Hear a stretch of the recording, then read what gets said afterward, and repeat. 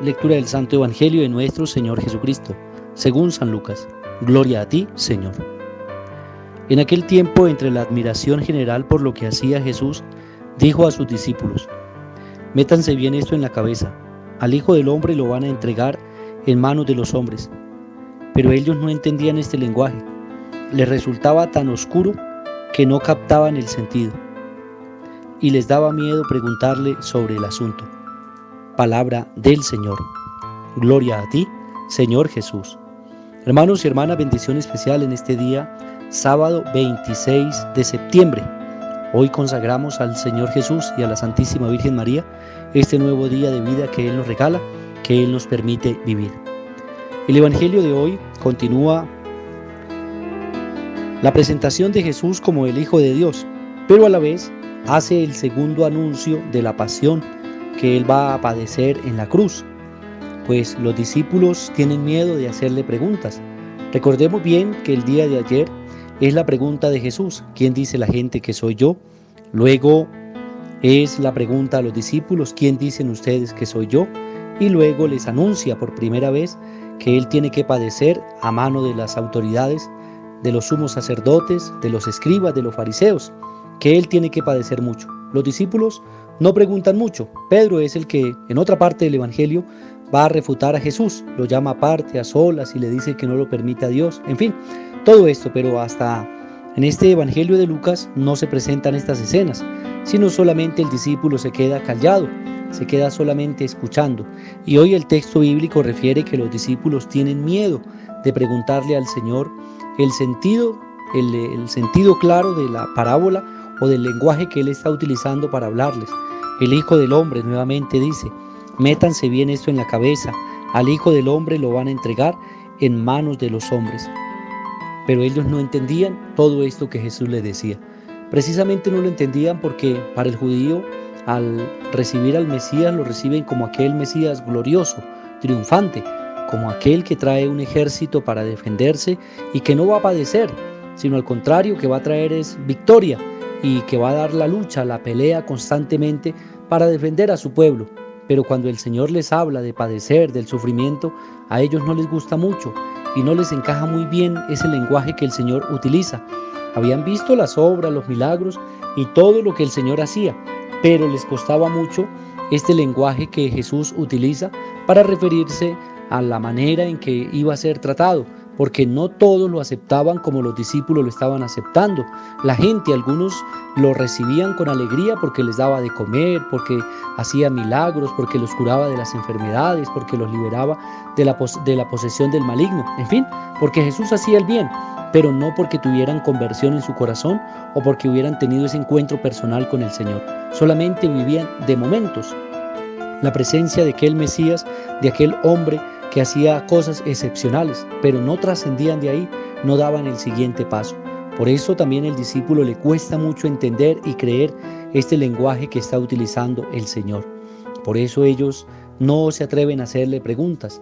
Solamente la vida misma, podríamos decir, es la que les va explicando y ellos van entendiendo a los golpes, si así queremos ver, a los golpes que la vida misma da, del fracaso, de los momentos de dolor.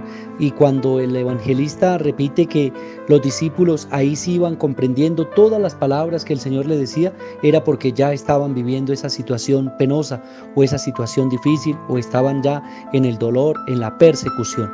Ahí es cuando comprenden ese lenguaje que el Señor utiliza, pero cuando ellos tienen la oportunidad de preguntarle, pues les da miedo. No quieren preguntar de en qué consiste el sufrimiento de la cruz, en qué consiste toda esta situación de la cual Jesús les habla. Y podríamos decir, tragan entero ese mensaje, ese lenguaje que el Señor utiliza. Pero luego, repito nuevamente, ellos van descubriendo en el día a día y en la vida misma, después de la muerte del Maestro, en qué consistía todas estas enseñanzas. Pues bien, mis hermanos, nosotros tenemos un ejemplo bastante grande que ya ha sido vivido, que ha sido caminado por muchos a lo largo de la historia de salvación. El primero de ellos, Jesús, que entregó su vida por nosotros en la cruz. El segundo testimonio es la presencia del discípulo, que entendió después de que vivió esa situación difícil también en su propia vida. Otros, los padres de la iglesia misma, perseguida a lo largo de la historia en muchas ocasiones y todavía actualmente que sigue siendo perseguida porque no aceptan el mensaje de Jesucristo, el Redentor, nuestro Salvador. Y otros quieren a Jesús victorioso, glorioso, triunfante. A muchos les encanta ver al Señor que hace milagros, que multiplica el pan, y quisieran que obrara así en su vida, pero a pocos nos encanta o nos gusta el mensaje que el Señor nos da, que si queremos ser auténticos discípulos misioneros del Señor, también tenemos que enfrentar el dolor, incluso el fracaso y la muerte, pero con ello hay que enfrentar también con una fe robusta todas aquellas situaciones difíciles que la vida nos presenta para luego obtener la victoria, que vuelvo y repito, es vida eterna y salvación. Es el precio más grande que el Señor pagó en la cruz por nosotros y es el lenguaje más claro que se hace vida en aquel que la entiende cuando empieza a vivir situaciones difíciles en su existencia. Pidámosle pues al Señor para que nosotros también vayamos descubriendo en nuestra vida la presencia de Dios que actúa, que sana, que libera y que nos regala siempre un mensaje de esperanza. Roguemos por nuestros hermanos que nos piden oración, por aquellos que están enfermos, por aquellos que están en las clínicas, los hospitales, en la casa, a cuidado de sus familiares, aquellos que nos piden oración porque están en prueba, tribulación o dificultad. Dios y la Santísima Virgen María les concedan el don de la salud. También rogamos por nuestros hermanos que cumplen años el día de hoy. Hoy oro por Natalie Jaimes, para que sea el Señor quien les bendiga, les guarde y le ilumine su vida, su proyecto, su salud especialmente. También ruego por mi tía María Elisa, que hoy está cumpliendo un año más de vida. Dios y la Santísima Virgen María los colmen de bendiciones. También Diego, que hoy cumple años, hoy 26 de septiembre, el Señor les bendiga. Hoy oro también por la vida y la salud del hijo de Freddy Tapias. Que sea el Señor quien le bendiga a Jerónimo, se llama él. Dios bendiga a Jerónimo en sus 5 años y les conceda bendiciones a sus papás. Rogamos por todos aquellos que también cumplen años en el día de hoy y pedimos a la Santísima Virgen María los colme que los cubra con su santo manto y les conceda bendiciones abundantes. Roguemos por nuestros hermanos que han descansado en la paz de Cristo, sea el Señor quien los admita en la asamblea de los santos y elegidos. A todos nosotros bendiga el Señor, en el nombre del Padre, y del Hijo, y del Espíritu Santo. Amén. Feliz día para todos.